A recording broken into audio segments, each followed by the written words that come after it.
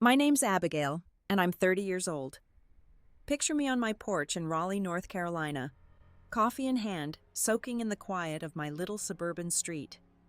This house, my first, is my pride bought with years of late shifts and skipped vacations. But that morning, a moving truck rumbled up my parents' car, trailing behind. They waved like it was a surprise party, but my gut twisted. Nobody told me they were coming. Why were they here calling it help? Have you ever had family show up with plans you didn't make? Drop a comment with where you're watching from, and if this hits home, please like and subscribe for the full story. I stood in my living room, the one I'd spent months making my own with its mismatched pillows and the oak bookshelf I'd sanded down myself. Sunlight poured through the bay window, catching dust motes in the air. My parents Ellen and Harold sat on the couch, looking too comfortable for the bombshell they'd just dropped. I'd invited them in, thinking maybe they'd explain the moving truck parked outside. Instead, Mom sipped the lemonade I'd poured and said, "Abigail, we found you a studio downtown. It'll simplify things." My chest tightened. Simplify? I'd bought this house 2 years ago, every penny scraped from my accounting job.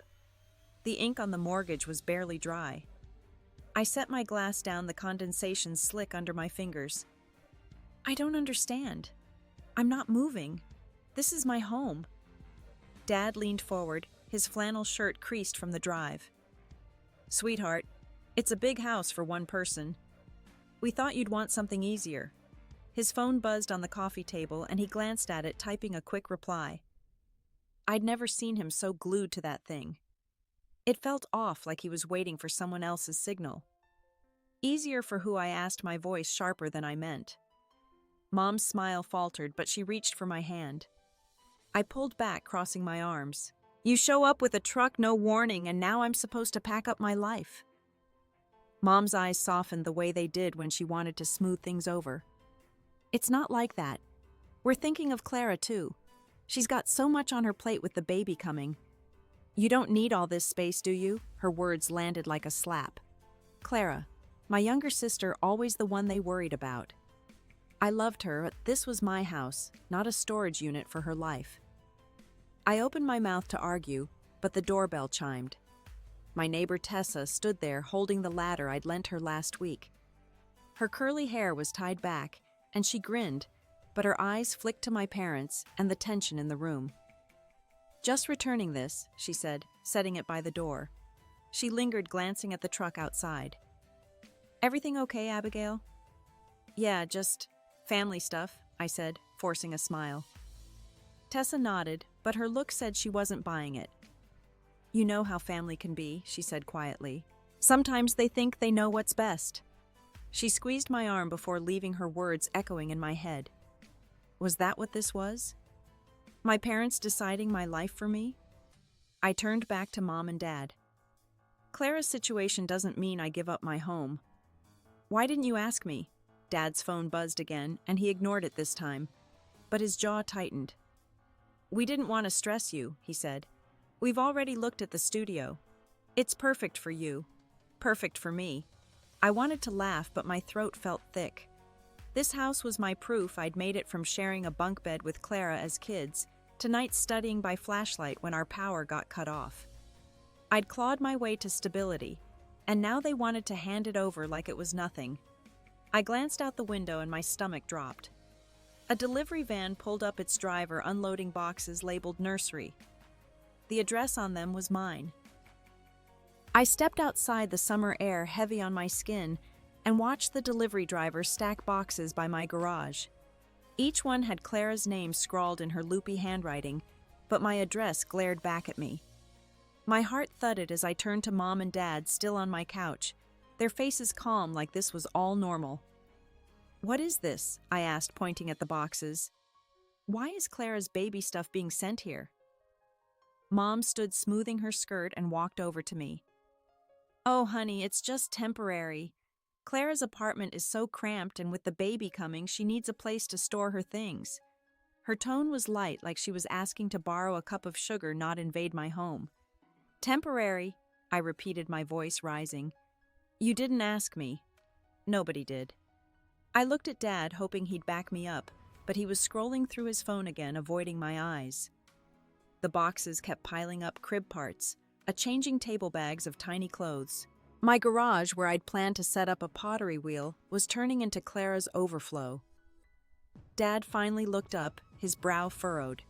"Abigail, you're making this a bigger deal than it is. Clara's family needs priority right now. You're single, no kids. This house is more than you need." His words cut deeper than I expected, like my life was somehow less because I hadn't followed Clara's path. I'd spent years cheering her on, her engagement, her pregnancy, while quietly building my own world. Now it felt like they were erasing it. I pressed my hands to my temples, trying to stay calm. This isn't about space. It's about respect. You can't just decide what I do with my home.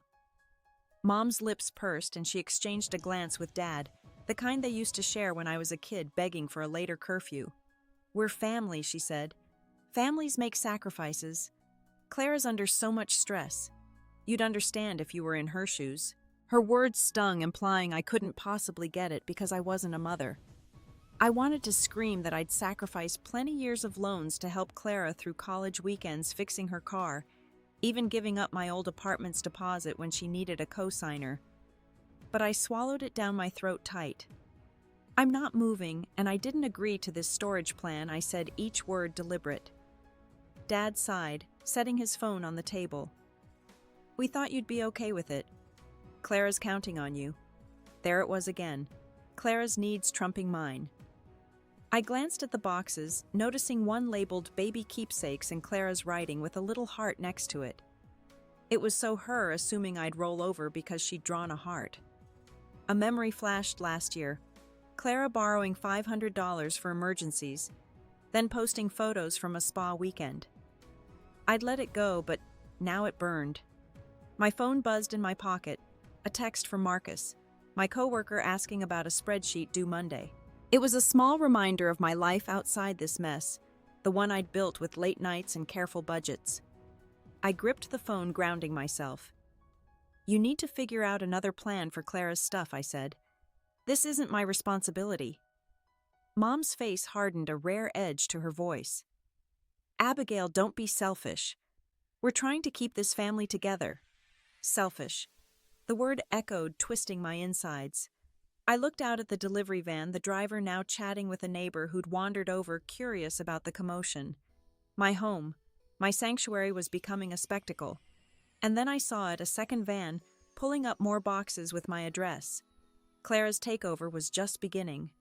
My garage was a maze of Clara's baby furniture boxes, stacked so high I could barely see the back wall where my gardening tools hung. I stood there, hands on my hips, the air thick with the smell of cardboard and packing tape.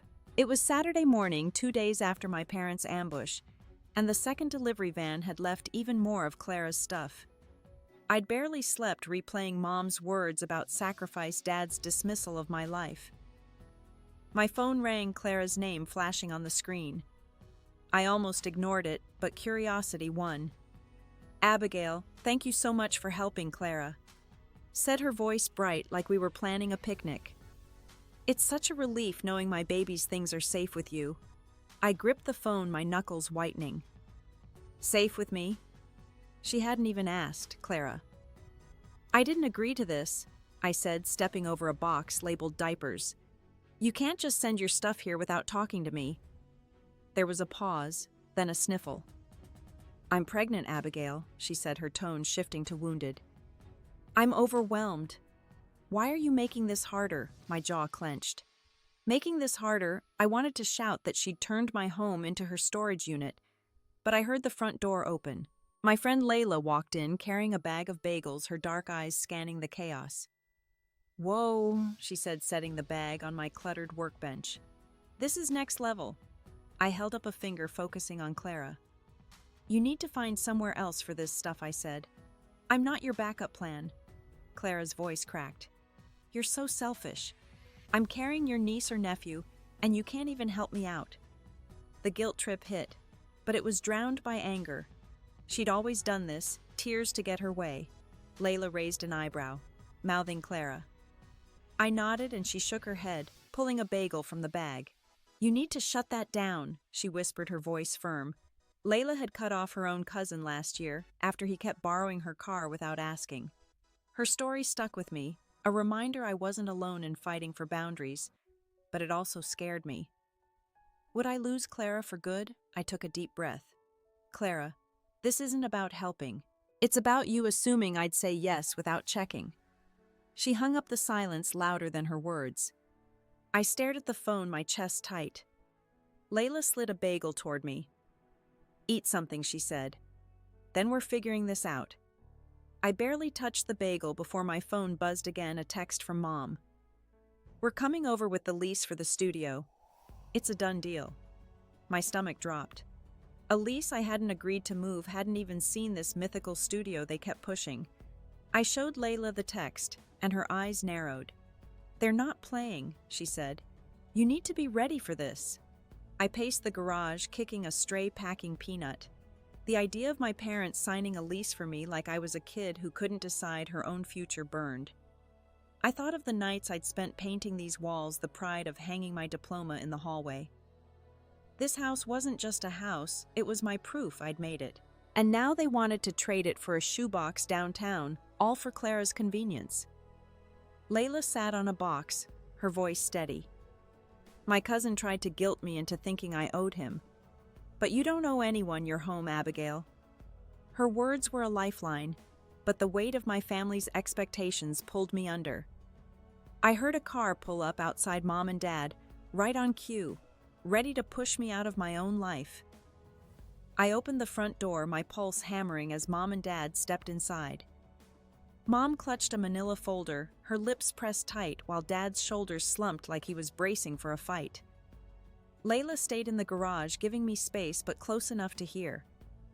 The folder hit my coffee table with a soft thud, and Mom slid it toward me. "This is the lease for the studio," she said, her voice clipped. "We signed it for you. It's move-in ready." I stared at the folder, my hands frozen at my sides.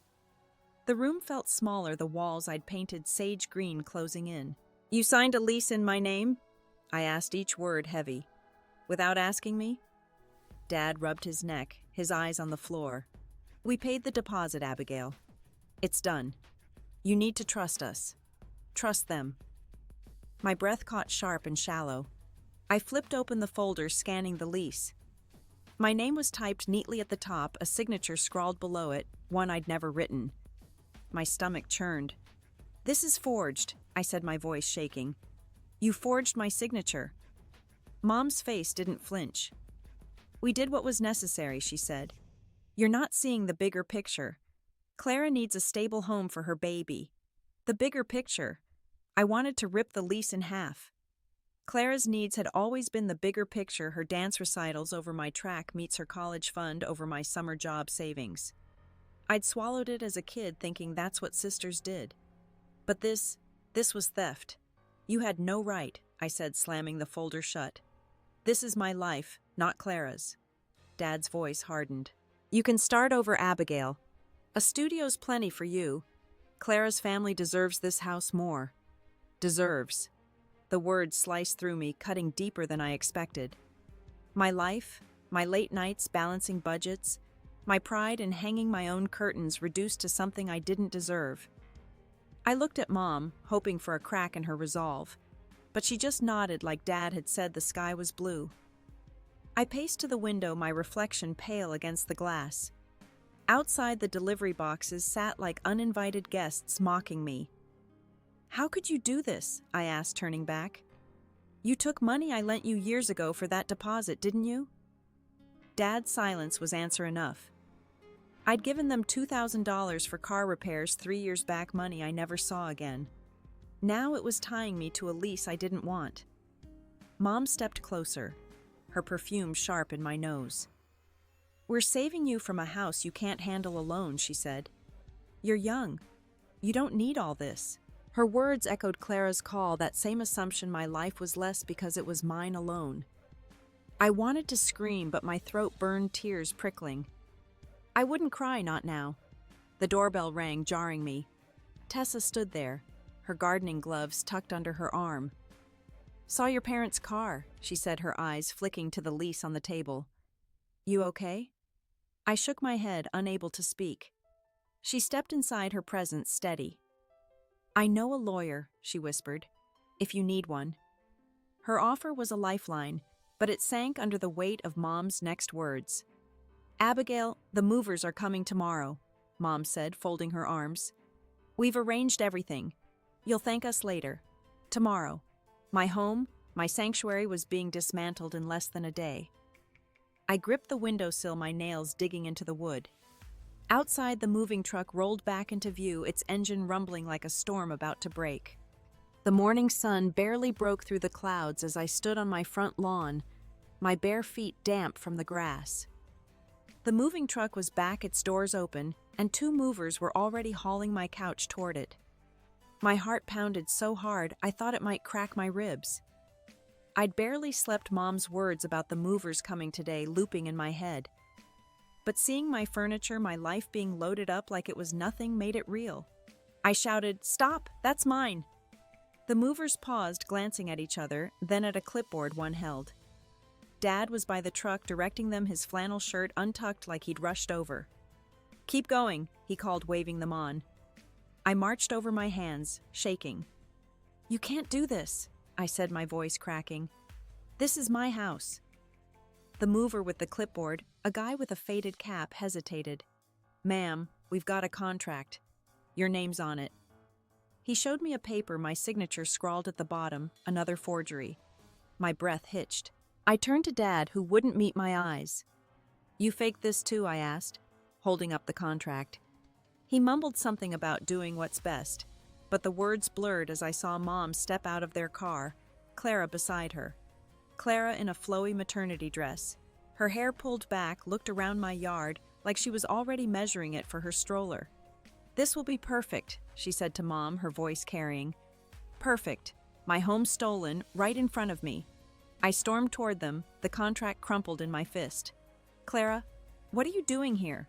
She blinked her hand on her belly like I'd startled her. "I'm just checking on things," she said, her tone too sweet. Mom put a hand on Clara's shoulder. "Abigail, don't make a scene. The movers are almost done." A scene? My life was being packed into a truck, and I was the one making a scene. Then it happened, a crash behind me. I spun around to see my grandmother's antique lamp, the one I'd inherited when she passed, shattered on the driveway. The mover who'd dropped it looked sheepish, muttering, "Sorry, ma'am." That lamp with its stained glass shade had sat in my reading nook, glowing softly during late nights with a book. Now it was shards like my trust in my family. I pressed my hands to my face, trying to breathe, but the air felt too thick. Marcus pulled up in his beat-up sedan, his eyes wide as he took in the chaos. He'd been driving by to drop off a work file and parked, jumping out. "Abigail, what's going on?"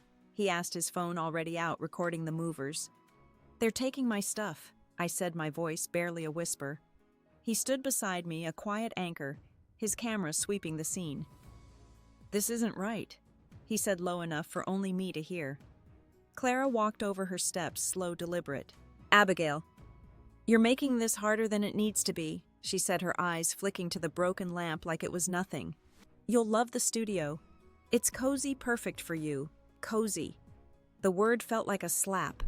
I looked at her, really looked, and saw no guilt, no hesitation. She believed this was hers to take. And then I noticed Ethan, her husband, lingering by their car, his head down, hands in his pockets. He wouldn't look at me, and that silence screamed louder than Clara's words. I turned to Mom, my voice trembling. "You planned this, didn't you? To give Clara my house?" She opened her mouth, but Clara cut in, her voice sharp. "You don't need all this, Abigail. You're not starting a family." "I am." Her words were a knife twisting deep. "My home, my dreams dismissed because they didn't look like hers." The movers started up again, carrying my bookshelf now, and I felt the ground slip out from under me. I stood frozen on my lawn, the movers' boots scuffing my driveway as they carried my dining table next. Clara's words hung between us, her calm assurance that I'd bend like always. My chest ached, the weight of those texts on Dad's phone crushing me.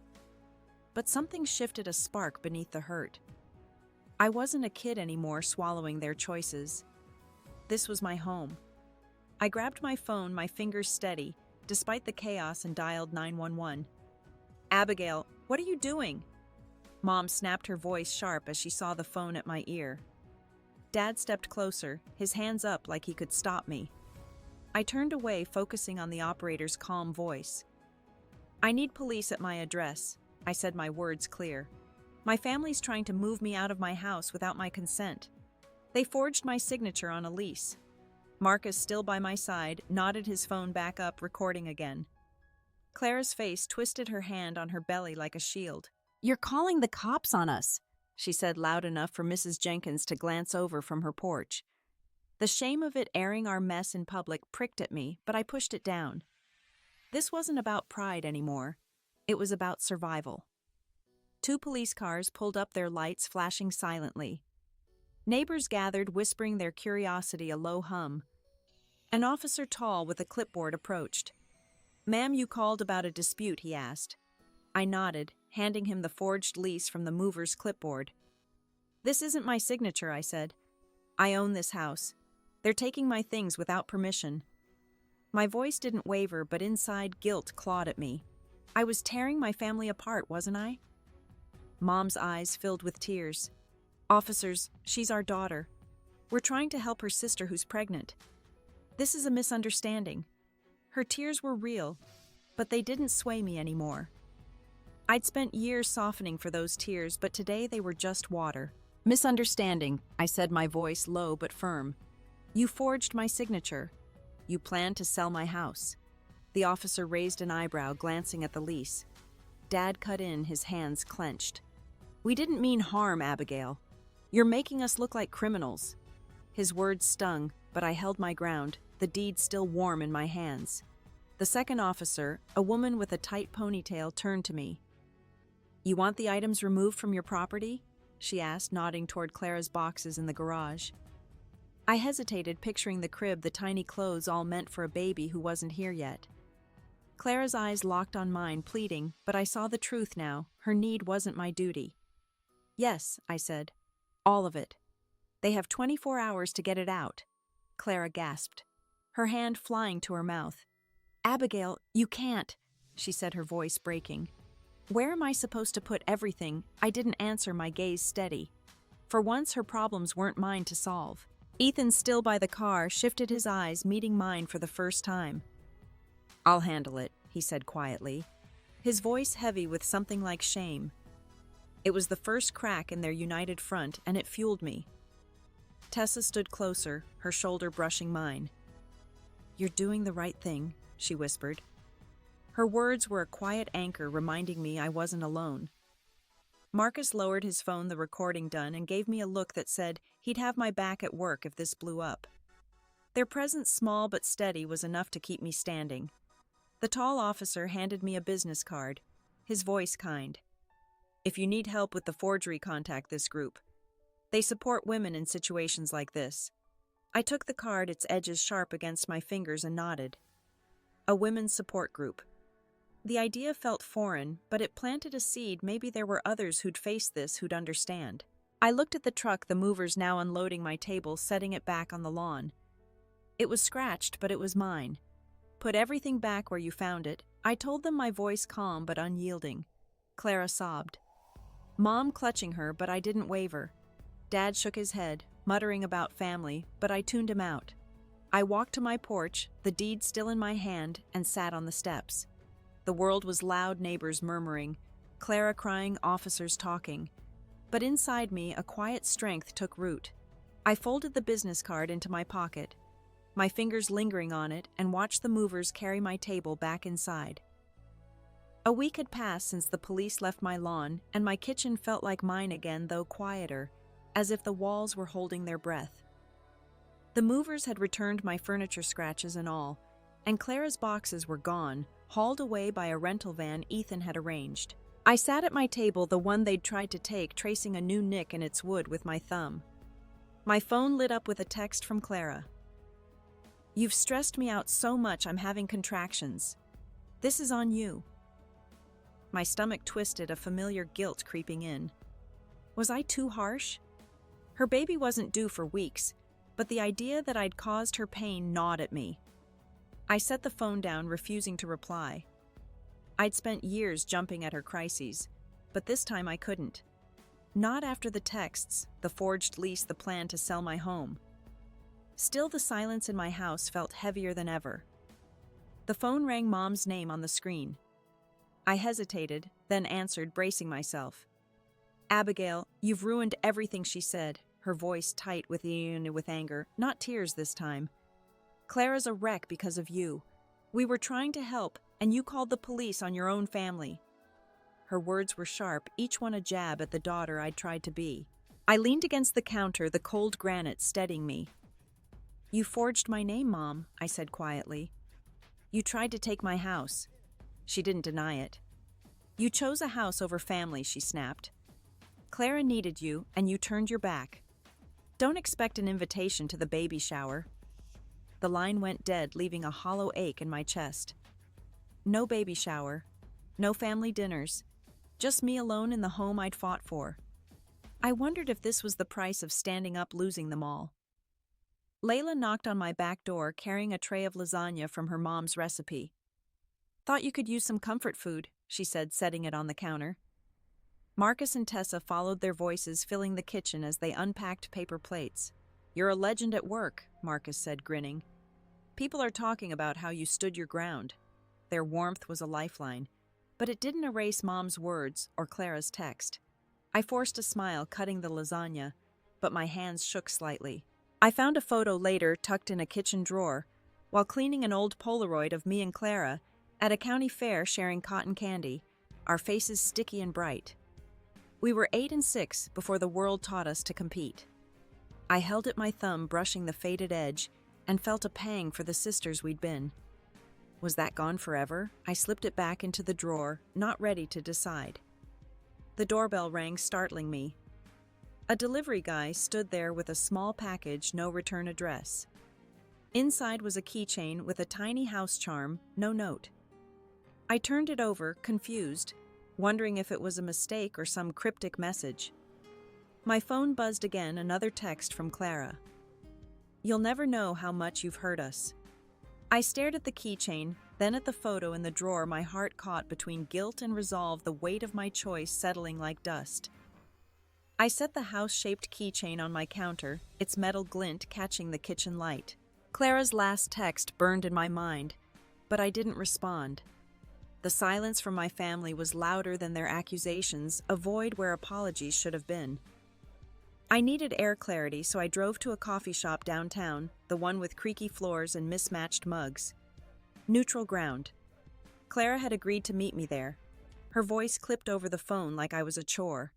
She was already at a corner table when I arrived. Her maternity sweater stretched tight, a half-empty latte in front of her. I slid into the chair across from her, my hands folded to keep them still. "We need to talk," I said, my voice even. She didn't look up, stirring her drink with a wooden stick, the scrape loud in the quiet cafe.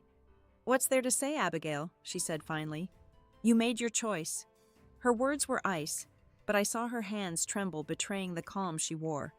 I leaned forward, keeping my tone steady. "You planned to take my house, Clara. You lied for months." "Why?" She met my eyes, then hers, sharp, unyielding. "Because I had to," she said. "You have everything, your job, your house, your perfect little life. I'm drowning and you couldn't even throw me a rope." Drowning.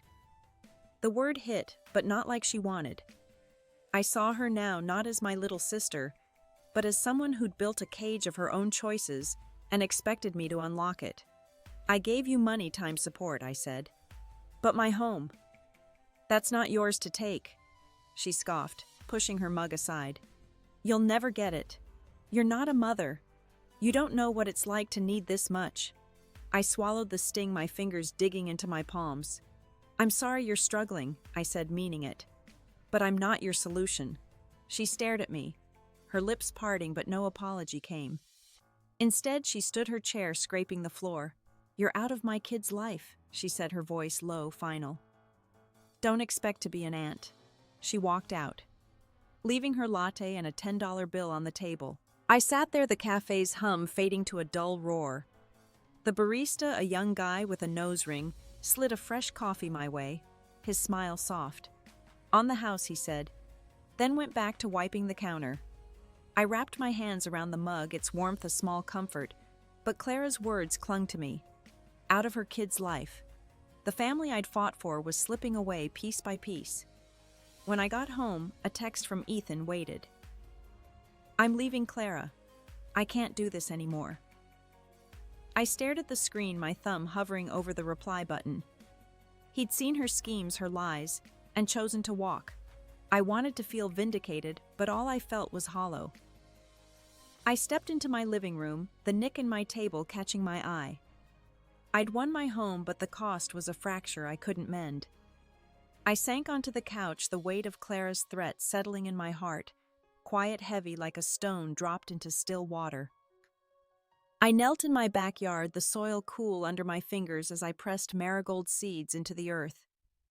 It was a Sunday afternoon, the sky soft with clouds, and the quiet hum of my neighborhood wrapped around me. A month had passed since Clara's words at the coffee shop, since Ethan's text about leaving her. My house felt like mine again, but it carried a new stillness, one I was learning to sit with. I'd started this garden last week, a small square of dirt I'd cleared near the fence, wanting something alive to tend. My journal lay open beside me, its pages filled with scribbled thoughts, anger at Clara, grief for Mom's silence, questions about who I'd been to them. Writing had become my anchor, a way to untangle the knots of the past. I'd written about the day I called the police, how my hands shook, but my voice didn't. I'd written about the girl I was always stepping aside for Clara, and the woman I was becoming, someone who could say no. A breeze stirred the air, carrying the scent of cut grass. I leaned back, wiping dirt from my palms, and thought about a letter Dad had sent a few days ago. It arrived in a plain envelope, his handwriting shaky on the address. "Can we talk?" He'd written no apology. Just those 3 words. I'd tucked it into a drawer, unready to answer. Part of me wanted to hear him out, to find the father who'd taught me to ride a bike, but another part knew he'd stood by while Clara planned to take my home. That wasn't a wound words could stitch. Marcus showed up, his work boots dusty from a construction site he'd been helping at. "Need a hand?" he asked, kneeling beside me. He'd been around more lately, his quiet humor a steady presence. I handed him a packet of zinnia seeds. "Just don't bury them too deep," I said, smiling faintly. He grinned, digging small holes with a trowel, and told me about his own family, how he'd stopped talking to his brother after years of broken promises. "It hurts," he said, "but sometimes you have to choose yourself." His words settled in me, not new but clearer now. I'd chosen myself when I called the police, when I told Clara no. It wasn't selfish, it was survival. I pressed another seed into the dirt, picturing the marigolds that might bloom by summer, their gold petals bright against the fence. A butterfly landed on my journal, its wings slow, delicate, and for a moment I just watched it, my breath easing. I'd started volunteering at a local shelter last week, packing meals for families in need. It was small work, but it gave me purpose, a way to step outside my own hurt. The women there, some with kids, some alone, had stories that echoed mine, boundaries crossed, trust broken. Listening to them, I felt less alone, like my pain was part of something bigger, something I could carry and still move forward. Marcus dusted off his hands, looking at the garden. "This is gonna be good," he said, his voice warm. I nodded, my eyes on the soil, the seeds hidden beneath. I wasn't sure what would grow, but I was here, planting, waiting. The butterfly lifted off, and I closed my journal, my heart steady, ready for whatever came next. The afternoon light faded as I drove to Clara's baby shower, my hands steady on the wheel. I'd debated not going, the sting of her threat to cut me out still sharp, but something pulled me, a need to see it through. Not for her, but for me. The venue was a community center, its hall strung with pastel balloons, and a banner that read, "Welcome, little one." I slipped in quietly, clutching a small gift, a knitted blanket I'd picked out, soft and gray, for the baby I might never know. Clara stood near a table of cupcakes, laughing with friends, her glow undeniable. She didn't see me at first, and I was glad for it. I set the gift on a pile of wrapped boxes, my fingers lingering on the ribbon, Ethan caught my eye from across the room, his tie loose, his nod. Brief but warm. "Thanks for coming," he said, his voice low as he passed by. It was enough a quiet acknowledgement that he saw my effort. Mom was there arranging napkins, her back to me. I approached my steps slow and cleared my throat. "Hi, Mom," I said. She turned her eyes, flickering with surprise. Then something harder. "Abigail," she said, her tone clipped. "I didn't think you'd show." I swallowed, keeping my voice even. "I'm here for the baby." She nodded, but her gaze drifted to Clara, a silent wall between us. "You should apologize," she said finally. "You hurt her." I didn't argue. I'd come expecting this, her loyalty to Clara unshaken. "I'm not here to fight," I said, and stepped away. My heart calm but heavy. I found a corner, watching the room fill with chatter and laughter. A wishing tree stood by the door, its branches hung with notes for the baby. I took a slip of paper, my pen hovering, and wrote, "May you grow strong and loved." I tied it to a branch, my fingers brushing the rough bark, a small act for a child I might only know in wishes. Tessa picked me up after her car idling outside. "You okay?" she asked as I slid in, her voice gentle. I nodded, staring at the streetlights blurring past. I went. I saw them. "I'm done carrying their weight," I said. She reached over, squeezing my hand. "You're building something new," she said. "That's enough." Back home, I sat on my couch, the blanket I'd crocheted last winter across my lap. I'd started therapy a week ago, my first session raw but grounding. The therapist had asked why I fought for my house, and I'd said, "Because it's where I'm whole." Saying it aloud had unlocked something, a truth I was still learning to hold. I'd joined Tessa's book club too, a small circle of women who argued over novels and shared wine. They didn't know my story, but their laughter filled my living room last night, a sound I hadn't realized I'd missed. I stood folding the blanket and walked to my window. The garden outside was just dirt and hope, but it was mine. I'd plant more tomorrow, maybe lavender, something to scent the air. Clara's baby would come soon, and I'd love them from afar, no strings, no debts. My family's voices were fading, their pull weaker now. I breathed in the night, cool against my skin, and let the quiet settle soft as dusk, carrying me forward. A year had slipped by, and my porch had become my sanctuary, its wooden planks now warmed by potted herbs and strings of Edison bulbs swaying in the evening breeze. I sat there, 31 now, a mug of chamomile tea steaming in my hands, the Raleigh air crisp with early fall. My house stood steady behind me, its quirks, creaky floors, slightly warped windows, familiar mine. I'd repainted the front door a deep blue last month, a small claim on this space I'd fought to keep. I'd cut contact with Clara after the baby shower. Her silence a choice I mirrored. Mom and Dad sent occasional texts, brief and cautious, but I kept my replies short, my heart no longer racing at their names. Ethan had moved out, starting over in Durham, and sent me a photo of Clara's daughter Lily, a chubby baby with her mother's eyes. I smiled at the image, tucked it away, and let it be. I didn't need to be her aunt to wish her well. My days had a new rhythm. I'd wake early brewing coffee while sunlight spilled across my kitchen counter, and head to work where a promotion to senior accountant had me leading a small team. The extra responsibility felt good, like stretching muscles I hadn't used before.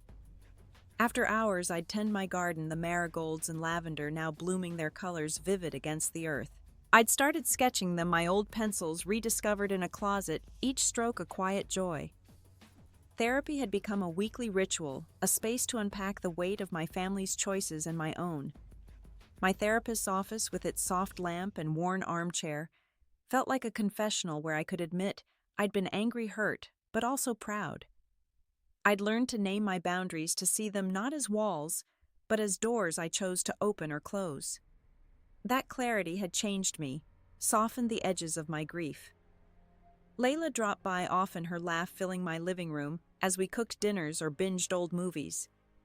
Marcus had become a regular too, his dry wit a perfect match for Tessa's stories from her book club. Last weekend, we'd grilled burgers in my backyard, the smoke curling into the dusk, their voices weaving a new kind of family.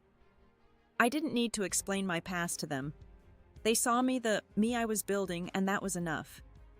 I sipped my tea, the mug's warmth seeping into my palms. A neighbor's dog barked, a familiar sound that grounded me. I joined a pottery class at the community center, my hands learning the clay's give and resistance, each misshapen bowl a step toward something new. I wasn't perfect at it, but I didn't need to be. The act of shaping, of trying, was its own reward. My journal rested on the porch table, its pages nearly full. I'd written about the fight for my house, the cost of saying no, and the slow work of healing. I'd stopped asking why my family did what they did. Their reasons weren't mine to carry. Instead, I wrote about the mornings I woke without dread, the nights I slept through. I set the mug down, my breath steady, the world soft around me, like I'd finally found my place in it. The stars were out now, pinpricks of light above my porch, and I leaned back in my chair, the tea gone cold. My journal was full, so I'd started a new one, its blank pages a quiet invitation. I wrote less about the past these days, and more about the present, how the rosemary in my garden smelled after rain, how my latest pottery bowl held my keys by the door. I'd hung a small frame in my hallway, a quote from therapy, etched in simple black. Boundaries are love for yourself. It caught my eye every morning, a reminder of the ground I'd claimed. I thought about Clara sometimes, not with anger, but with a distant ache like a bruise fading. I'd heard from Ethan she was managing renting a new place, Lily growing fast. I didn't reach out, and neither did she. Mom and Dad called once, their voices softer, but I kept the conversation short, my heart no longer bending to their pull. I'd learned to let them be, to let their choices live apart from mine. It wasn't forgiveness, not yet, but it was freedom. Work had steadied me, my team's respect, a quiet pride. I'd mentored a new hire last week, a young woman fresh from college, her eyes wide with ambition, sharing my spreadsheets, my shortcuts. I saw myself in her, the me who'd fought for this life. Outside work, I'd taken up hiking my boots, crunching trails on weekends, the forest's silence teaching me to listen to my own rhythm. Each step was a choice, each breath a reclaiming. I'd stopped measuring my worth by my family's eyes. For years, I'd thought love meant giving everything, my time, my money, my home, until I had nothing left. But love, I learned, was also saying no, drawing a line to protect the person I'd worked to become. It was sitting on this porch whole, not because I'd won or lost, but because I'd chosen to stay. That choice had cost me, but it gave me something greater, myself. I stood stretching and walked to the porch railing, the night cool against my skin. My neighbors' lights glowed across the street, lives unfolding in their own quiet ways. I wasn't alone, not really. Layla's cooking lessons, Tessa's book club debates, Marcus's bad puns. They were my people, built not by blood, but by presence. I'd learned family wasn't just who you're born to, it's who sees you, who stays. The lesson wasn't loud or grand. It was this: you can love deeply and still guard your own heart.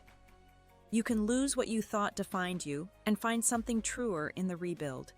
I'd fought for my house, but more, I'd fought for me, and that was the root of everything that bloomed after.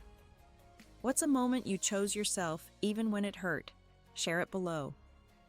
I'd love to hear your story. If this journey resonated, please like and subscribe to join me for more. Share it with someone who needs to hear it too. Thank you for being here, for listening. Here's to finding your own quiet strength wherever you are tonight.